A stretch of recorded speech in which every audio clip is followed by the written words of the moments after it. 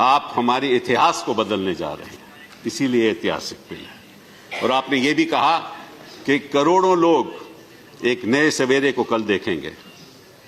मैं आपसे ये भी इल्तिजा करना चाहता हूं कि लाखों लोग की रात खत्म नहीं होगी, ये काली रात खत्म नहीं होगी।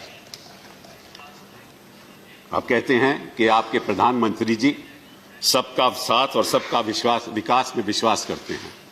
सबका विश्वास तो उन्होंने खो दिया, क्योंकि 2014 से लेकर अब तक सबका साथ उन्होंने कभी भी नहीं दिया। उसे आप कैसे कह सकते हो कि ये लोग तो परसिक्यूट हुए थे? आपको कैसे मालूम कि वो परसिक्यूट हुए थे? मैं उदाहरण देता हूं। एक शख्स यहां 1972 में आया, 1972 में आया, उसके 2-3 बच्चे हैं, उसकी मृत्यु हो गई, आज वो है नहीं। उसके बच्चे कहते हैं मुझे सिटीजनशिप दो, आप कैसे दोगे? जिसकी मृत्यु हो गई वो तो कह नहीं सकता कि भाई वो प्रोसिक्यूट हुआ था, उसने कभी पहले कहा है भी नहीं। तो बच्चों को सिटीजनशिप कहां से मिलेगी? किस आधार पे दोगे आप? वो मापदंड क्या है?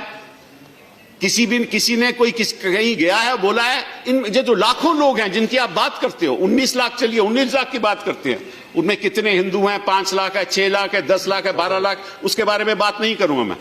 लेकिन किस ऐसे हिंदू ने कहा है कि मैं परसिक्यूट हुआ था?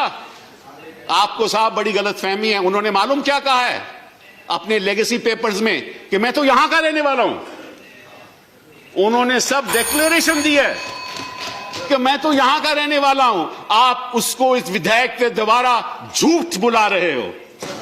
Please conclude. जो शख्स 1 सेकंड सर, जो शख्स कह रहा है कि मैं तो हिंदुस्तान का रहने वाला हूं, आप उसको कहना चाहते हो नहीं नहीं तुम हिंदुस्तान के रहने वाले नहीं हो, तुम कहो तो तुम तो बांग्लादेश से आए थे और क्यों परसिक्यूट हो रहे थे, इसलिए हम आपको सिटीजनशिप देंगे। ये किस किस्म का कानून है?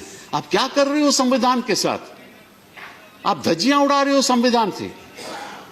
आपका मकसद क्या है? आपका मकसद तो हमें मालूम है, 2014 से हमें मालूम है आपका मकसद क्या रहा है। कभी घर वापसी, कभी लव जिहाद, कभी ट्रिपल तलाक, कभी सीएबी, कभी एनआरसी, फिर दोबारा एनआरसी, मतलब के फिर 370।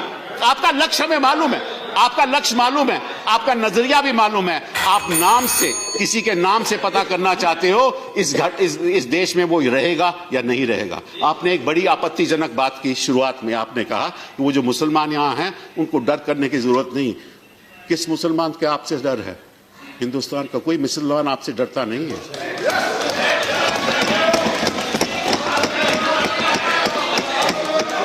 ना मैं डरता हूं, जहां इस देश के नागरिक डरते हैं, ना कोई मुसलमान डरता है। डरते हैं तो हम संविधान से डरते हैं।